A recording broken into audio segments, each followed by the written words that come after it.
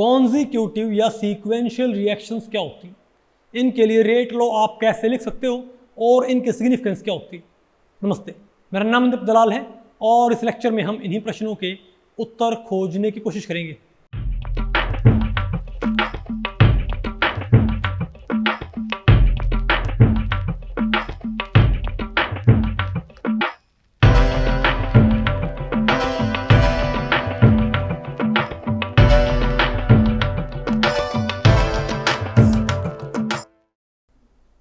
तो भाई अब बताओ हमें क्या पढ़ना है, कॉन्जिक्यूटिव और सीक्वेंशियल रिएक्शंस। तो भाई इस टॉपिक को हमने टोटल 3 सेक्शंस में डिवाइड किया है। पहले हम क्या पढ़ेंगे, डेफिनेशन ऑफ कॉन्जिक्यूटिव रिएक्शंस, फिर हम क्या पढ़ेंगे, derivation of rate law for consecutive reactions, फिर हम क्या पढ़ेंगे, determination of maximum concentration of intermediate. ठीक है, तो पहले बताओ हम क्या पढ़ते हैं, डेफिनेशन ऑफ कॉन्जिक्यूटिव रिएक्शन। से भाई कोई कॉन्जिक्यूटिव रिएक्शंस होती क्या है, ये क्या होती है भाई, देखो कई रिएक्शंस क्या होती हैं, मल्टीपल स्टेप्स में होती है, क्या बोलते हैं कॉन्जिक्यूटिव। एक तो होती है सिंगल स्टेप रिएक्शन, क्या होती हैं मल्टी स्टेप रिएक्शन। तो अगर किसी मल्टी स्टेप रिएक्शन में होता क्या बताओ भाई, एक जो पहले स्टेप का जो क्या होता है प्रोडक्ट, वो अगले स्टेप के लिए किसका काम करता है एज रिएक्टेंट, और अगले स्टेप का प्रोडक्ट क्या बनाता है, उससे अगले स्टेप के लिए कैसा काम करता है रिएक्टेंट। तो इन्हें क्या बोलते हैं कॉन्जिक्यूटिव रिएक्शंस। तो उनके लिए भाई, इनके लिए रेट लॉ लिखना थोड़ा क्या होता है डिफरेंट। तो अगर मान लिया हमारे पास कॉन्जिक्यूटिव रिएक्शंस टाइप की है, बताओ क्या हमारे पास कि भाई ए से बताओ क्या बनता है बी, और सी से क्या बनता है बताओ भाई डी। ए से बनता है बी और सी से क्या बनता है डी, अरे ए से बी और बी से डी, सॉरी ए से बी और बी से क्या बनता है हमारा भाई सी बनता है। तो हम क्या बोलेंगे बताओ क्या है ये, और भैया इसमें और स्टेप भी हो सकते हैं, ए टू बी बी टू सी, समझे बात। लेकिन मैंने सिर्फ वही मैंने एक सिंपल क्या लिखी है कॉन्जिक्यूटिव रिएक्शन, जिसमें कम से कम क्या हो 2 स्टेप, क्योंकि 2 स्टेप से कम आप कॉन्जिक्यूटिव रिएक्शन तैयार नहीं कर सकते। ठीक है बात। तो अगर क्या हमारे पास A to B and B to C, तो ये हमारी एक कॉन्जिक्यूटिव रिएक्शन। इसका रेट कॉन्स्टेंट क्या मान लो आप K1, इसका आप क्या मान लो K2। तो K1 K2 क्या है इनके रेट कॉन्स्टेंट से, इनको भैया आप K1 डैश और K2 डैश भी मान लेते हैं। चेक करते हुए क्या मान रखे K1 और K2 ही मान रखे। ओके, तो इसमें होएगा क्या बताओ, तो भाई B जो है वो C की फॉर्मेशन के लिए किसका काम करता है एज रिएक्टेंट, और A क्या है हमारा इनिशियल रिएक्टेंट। ठीक है बात। तो आप बताओ भाई यहाँ पर जो कंसंट्रेशंस हैं वो कैसे बिहेव करेंगी। अब इसके कई कोरिलेशन होते हैं। तो अगर मान ले K और K2 क्या है आपस में कंपेरेबल से हैं, अगर K1 और K2 के आपस में भाई कंपेरेबल से, ज़्यादा उनमें डिफरेंस नहीं है, तो पता क्या होगा हमारे पास, बोलो भाई। तो हमको ऐसा पैटर्न देखने को मिलेगा कि C की कंसंट्रेशन लगातार क्या होती आती है, कम होती आएगी। ठीक है, लेकिन B यहाँ पर क्या है एक इंटरमीडिएट, B यहाँ पर क्या है एक इंटरमीडिएट। अच्छा, और C ये तो क्या है A का ग्राफ, और ऐसा ग्राफ किसका है तो भाई C का ग्राफ आएगा। भाई ये बात पल्ले ही पड़ती है कि A लगातार कम हो रहा है और C लगातार बन रहा है। ठीक है, लेकिन जो B होगा वो बताओ कैसे भी करेगा इस टाइप से, मतलब पहले तो B की कंसंट्रेशन बढ़ेगी और फिर B कंसंट्रेशन क्या होगी भाई घटेगी। आपको होगा भाई इसकी कंसंट्रेशन बढ़ती क्यों चली गई भाई, क्योंकि B लगातार किस में कन्वर्ट हो रहा है C के अंदर। बात आपको पहले पड़ी। ठीक है, तो भाई हम एक सिंपल कॉन्जिक्यूटिव रिएक्शन के लिए हम भाई एवरी रेट लॉ डिराइव करते हैं। ठीक है, तो बहुत सिंपल है। आप ये बताओ कि हमारे पास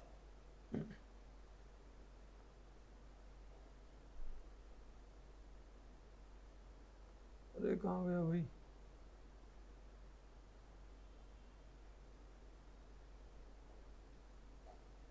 ओके अब बताओ भाई पहले पे देखो कि rate law in term of C A. अरे भाई सी ए की टर्म में रेट लो कैसे आएगा, आप ही बताओ। अरे भाई ए की कंसंट्रेशन के लिए बताओ रेट लो आप कैसे लिखोगे भाई। सी यहाँ पर क्या है, अरे कैपिटल सी यहाँ पर क्या कंसंट्रेशन, इनको हम क्या बोलते हैं सी ए सी बी और सी सी। समझे बात, मैं हमने ओवरऑल क्या बोलते हैं सी ए सी बी और सी सी के हैं कंसंट्रेशन ऑफ ए, तो सी ए क्या है, ए कंसंट्रेशन, सी बी क्या है और सी सी क्या है, सॉरी सी सी क्या है, बोलो भाई ये क्या इनकी इनिशियल, सॉरी ये क्या इनकी कंसंट्रेशन है, ठीक है बात। तो आप ये बताओ कि D C by D T किसके ऊपर डिपेंड करेगा, के वन सी ए के ऊपर, इजंट इट। अब क्या करो उसको आप इंटीग्रेट, अरे वही बात होगी हमारे पास।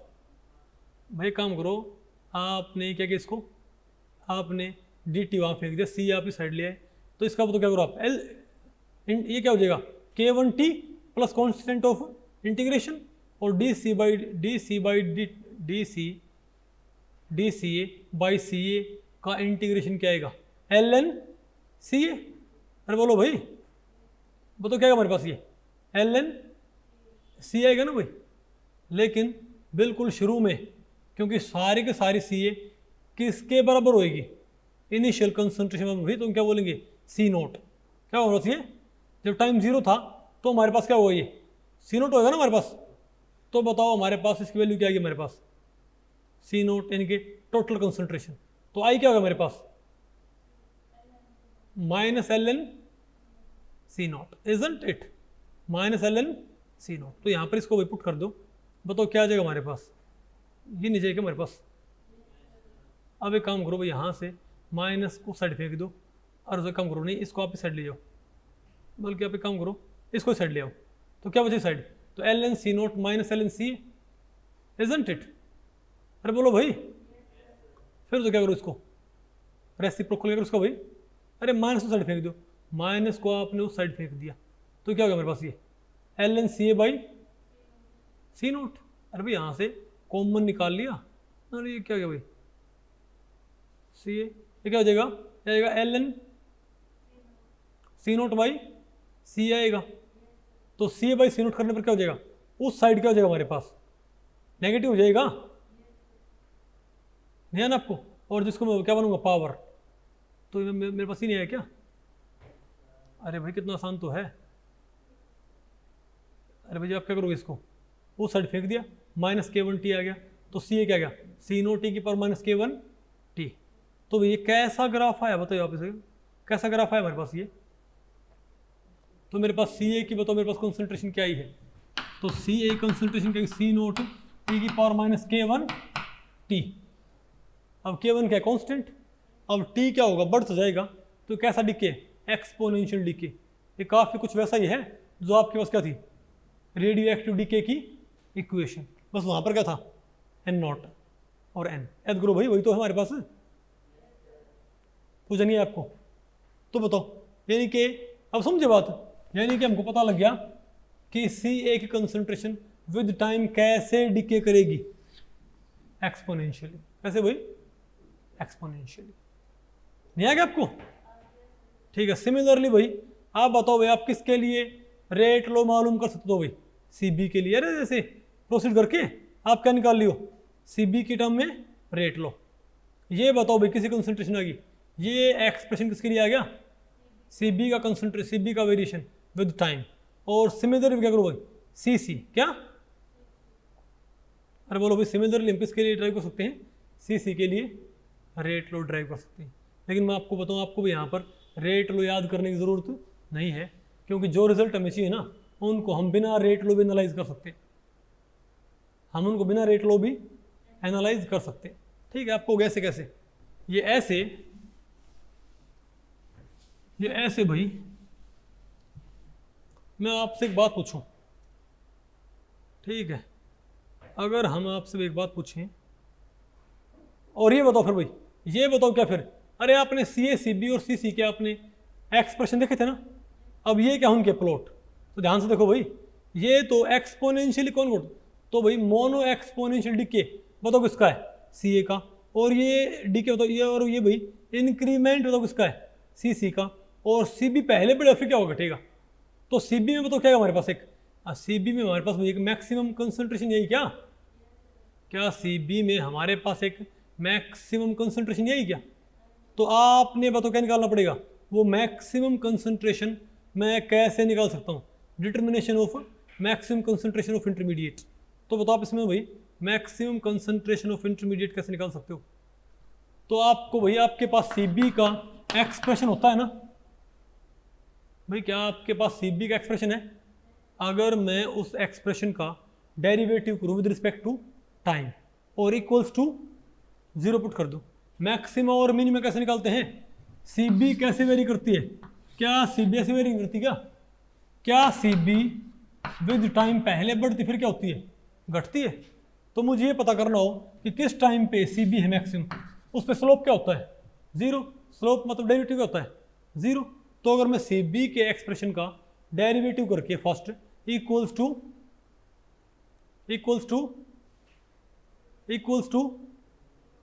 0 पुट कर दूं, तो मेरे पास कौन सा टाइम आ जाएगा जिस पे CB क्या होगी? मैक्सिमम। क्या आएगी भाई? नहीं आएगा आपको? तो बताओ, आप बताओ भाई, बताओ CB का फॉर्मूला कहाँ था हमारे पास? ये बताओ किसका फॉर्मूला है? CB का।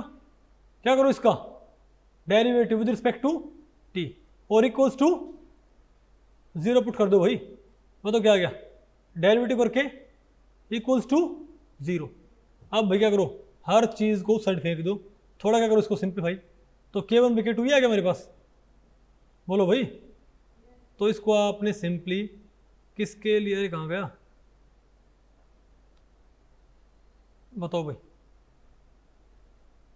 बताओ। अरे K1 by K2। अब बताओ T max क्या है मेरे पास? क्या आएगा मेरे पास? T max ये आएगा 1 by K1 by K2 ln K1 by K2। भाई हालांकि ये रेट लो आपको पढ़ने की जरूरत है नहीं, लेकिन फिर भी आपसे क्या पूछ सकते हैं कि बताओ कॉन्जिक्यूटिव रिएक्शन में, हालांकि क्वेश्चन आया नहीं लेकिन पूछ, मेरा आइडिया मुझे लगता है भाई पूछ सकता है कि कॉन्जिक्यूटिव रिएक्शन में किस टाइम पे मैक्सिमम इंटरमीडिएट कंसंट्रेशन होगी। तो फॉर्मूला आपको याद होना चाहिए जस्ट भाई कि 1 by K1 minus 1 by K2 1 by K1 minus K2 ln K1 by K2, ये फॉर्मूला भाई। और यहाँ पर ये लॉग भी लिख सकता है क्या? 1 by K1 minus K2 2.30। अरे भाई तो ये बोल दे कि इस पे क्या आएगा 2.303 K1 minus K2 2.303 by K1 minus K2 log K1 by K2। आ गया ना आपको? अच्छा ओके भाई। अब थोड़ा हमें देखते हैं भाई कि इनका बिहेवियर कैसा आएगा ग्राफिकल। अब अगर K2 बहुत ज़्यादा हो, अगर बताओ K2 क्या हो भाई बहुत ज़्यादा, अच्छा बताओ कि स्टेडी स्टेट कब लगेगी इसके ऊपर? तो अब यहाँ पर 3 केस आते हैं। अब मैं आपको बताऊँ यहाँ पर 3 केस होंगे और आपको पता होना चाहिए तीनों केसेस में इनका वेरिएशन कैसा आएगा। ठीक है, आप ये बताओ कि A से क्या था B। यहाँ पर मैंने इसको मैथमेटिकली प्रूव कर रखा है, लेकिन बिना मैथमेटिक्स के इसको मालूम कर सकते हैं।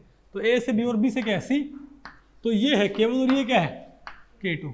तो मैंने आपको वैसे ही बताया था अगर फर्स्ट स्टेप क्या हो स्लो स्टेप, तो हम इसके ऊपर क्या अप्लाई कर सकते हैं? स्टेडी स्टेट पर अप्रोक्सीमेशन भाई।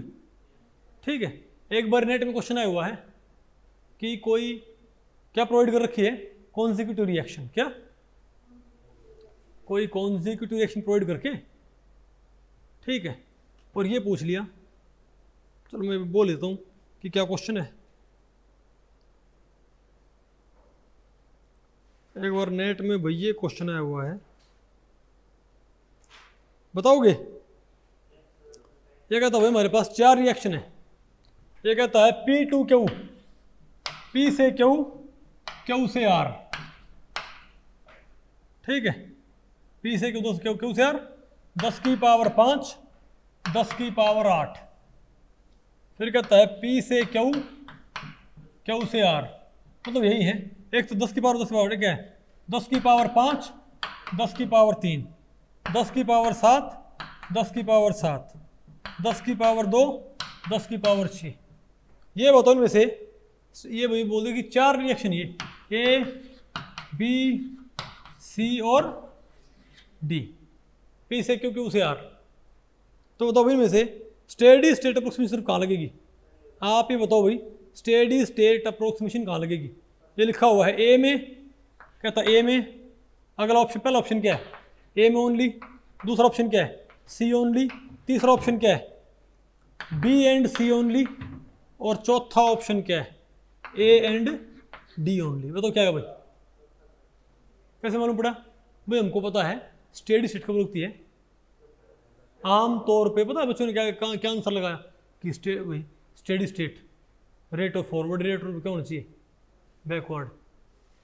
नहीं पता आपको पहले पड़ी भाई, लेकिन ध्यान रखो कि वो एक इक्विलिब्रियम पे क्या लगती है, बताओ भाई? Pre equilibrium process. नहीं समझे बात? तो क्या है हमारे पास ये? तो K1 क्या होना चाहिए? कम होना चाहिए ना, किससे? K2 से। किससे भाई? पहला स्टेप क्या होना चाहिए? Slow step. तो कहाँ पर K1 कम बताओ भाई? ये इसके मुकाबले क्या है? 1000 गुना कम है। और यहाँ देखो 10 की पावर 6 क्या है? कईयों ने पता है बच्चों ने क्या आंसर लगाया इसमें, जो गलत है भाई? नहीं आ गया आपको? तो कौन सा ऑप्शन आएगा यहाँ पर? तो कौन सा ऑप्शन आएगा यहाँ पर भाई? चौथा ऑप्शन ANT। नहीं आएगा आपको? अब मैं आपको ये बता रहा हूँ कि ग्राफ कैसे आएंगे। तो कॉन्जिक्यूटिव रिएक्शन में अब मैं आपको बिना मैथमेटिकल ट्रीटमेंट के ये बताऊंगा कि अलग अलग तरह के केसेस में कैसे कैसे ग्राफ आएंगे भाई। एक तो क्या है, एक तो ये है, आप इसको ऐसे कोरिलेट कर लो कि मान लिया तो आप किसी भंडारे में गए हुए हो। कहाँ पहुँच रहे हो भाई? भंडारे में। Very good. तो भंडारे में मानो भाई पब्लिक थोड़ी आ रखी है और हलवाई ज़्यादा है।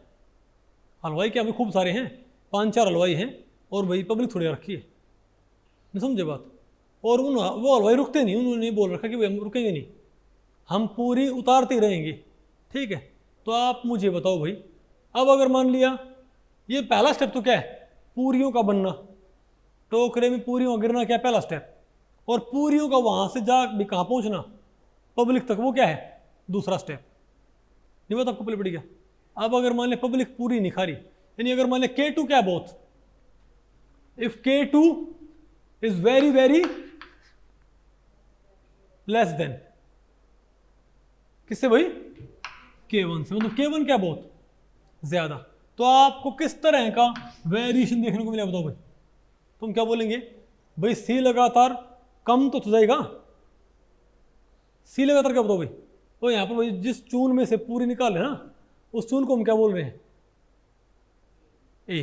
बात आपको पहले पड़ी? तो भाई वो जो हलवाई है वो तो बैठ के भाई पब्लिक आई चाहे ना आई, उन्हें क्या मतलब है? वो तो पूरी उतारते ही रहेंगे। नहीं समझे बात? तो A तो लगातार तो क्या हुआ? तो K1 बहुत ज्यादा है, तो A तो लगातार क्या कम होगा ना? चून तो लगातार क्या हुई? कम होता जाएगा ना। ठीक है, isn't it? लेकिन भाई पब्लिक इतना उसको रफ्तार से खा नहीं रही है, isn't it? तो क्या होगा? लेकिन हलवाई क्या करेंगे? हलवाई भाई लगातार पूरी उतारे कहाँ डालते रहेंगे? टोकरे में। तो क्या टोकरे में उस रफ्तार से पूरी निकलेंगे नहीं टोकरे में से, जिस रफ्तार से पूरी इसमें आती चली जाएंगी। तो क्या भाई टोकरे में पूरियों का अक्यूमुलेशन ही जाए क्या? बोलो भाई। हालांकि बाद में सारी पूरी क्या हो जाएंगी? खत्म। क्यों भाई? हलवाई तो मान 2 घंटे में पूरी तरह चले गए, लेकिन बाद में पब्लिक आके वो सीढ़ी पूरी खाती भाई, कंज्यूम होती नहीं लगातार वो। लेकिन शुरुआत में बताओ क्या हो जाएगा भाई?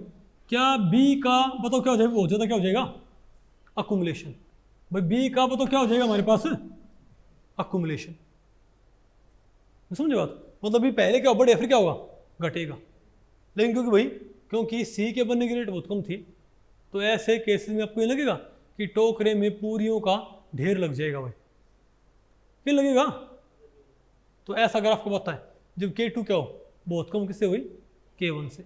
मतलब आपने करना क्या है? आपने B का जो ये हम्प होता है ना, ये इस C की वैल्यू से बहुत ज़्यादा ऊपर कर देना है। नहीं आ गया आपको? लेकिन अगर मानो भाई हलवाई आ रखे हैं ज़्यादा, क्या हलवाई कम है और पब्लिक क्या है? ज़्यादा। हलवाई कम है और पब्लिक क्या भाई? ज़्यादा। तो पूरियों के उतरने की रेट क्या होगी? अब कम होएगी। लेकिन लोगों के खाने की रेट क्या होगी भाई? आते ही पूरी उठ जाएगी वहां से, isn't it? तो क्या होगा? तो इस समय के साथ क्या होगा? A तो लगातार क्या होगा? कम होएगा। लेकिन भाई आपको पता है अगर हलवाई क्या है? थोड़े हैं और पब्लिक क्या है? ज़्यादा है। तो आपको पता होगा टोकरे में पूरी आती क्या हो जाती है? गायब, है ना? अगर हलवाई क्या है? कम है और पब्लिक क्या भाई? ज़्यादा, तो टोकरे में पूरी गिरती हुई क्या हो जाएंगी, उठ जाएंगी ना भाई। तो टोकरे में मुश्किल से भी आपको हमेशा 4-5 जो बासी पूरी नहीं पहले की पड़ी हैं वो जिन्हें कोई उठा नहीं रहा, सिर्फ वही क्या रहेंगे हमेशा टोकरे में कांस्टेंट, नहीं होता आपको पहले पड़ी। तो ऐसे वक्त में टोकरे में पूरियों की संख्या क्या रहेगी, बहुत। नहीं बात आपको पहले पड़ी क्या। तो ये बताओ किसके लिए है, बी, ये किसके लिए, ए, और ये बताओ किसके लिए, सी के लिए। नहीं समझे बात। तो अगर मान लिया बताओ क्या हो, अगर K1 बहुत ज्यादा हो तो B के करों को बहुत ऊंचा कर दो, और K1 क्या बहुत कम है तो B के करों को नीचे कर दो भाई, और आपको साफ दिख रहा है क्या B कंसंट्रेशन ऑलमोस्ट क्या है, स्ट्रेट फ्लैट। नहीं है क्या आपको, इसीलिए इसके ऊपर क्या लग जाएगा, स्टेडी स्टेट अप्रोक्सीमेशन। नहीं है क्या आपको। और दोनों क्या कंपेरेबल से हैं, बोलो भाई, तब ये थोड़ा हाइन के इन बिटवीन रखिए इसको। नहीं आएगा आपको। एक बार नेट में क्वेश्चन आ रखा है और गेट में आ रखा है 2 नंबर में, गेट का 2 नंबर का, नेटा क्या होता है 4 नंबर का। ये पूछ रखा है 4 कर्व दे रखे हैं और ये पूछ लिया बताओ भाई इनमें से कॉन्जिक्यूटिव रिएक्शन का स्टेडी स्टेट वाला कर्व कौन सा है। तो जिसमें क्या भाई फ्लैट है बिल्कुल, वो क्या है स्टेडी स्टेट कर्व नीचे हो। समझे बात, नहीं बताओ आपको पहले पड़ी। तो हमने भाई ये हमने बिना ये कंपेयर किया मैथमेटिकल कि K2 K1 क्या होगा, हमने वैसे मालूम कर लिया कि भी कैसे भी करेंगे ये। तो ये क्या है स्टेडी स्टेट कर्व। ये कब भाई जब K2 क्या हो, जब K1 बहुत ही कम हो तो ऐसा कर्व आएगा। और जब तो क्या हो भाई बहुत ज्यादा हो तो देखो CB कितना हो गया, बहुत ऊपर भाई, टोकरे में पूरियों का ढेर लग गया। सुमित क्या बात है, राजी क्यों रहे हो, सब्जी पूरी क्या हो गया। तो भाई इस लेक्चर में इतना ही। अगर इस लेक्चर के बारे में आपके कुछ प्रश्न या सुझाव हैं तो आप मुझे नीचे कमेंट सेक्शन में पूछ सकते हैं, मैं उनके उत्तर देने की पूरी कोशिश करूंगा। तो भी ठीक है, मिलते हैं अगले लेक्चर में, तब तक के लिए नमस्ते।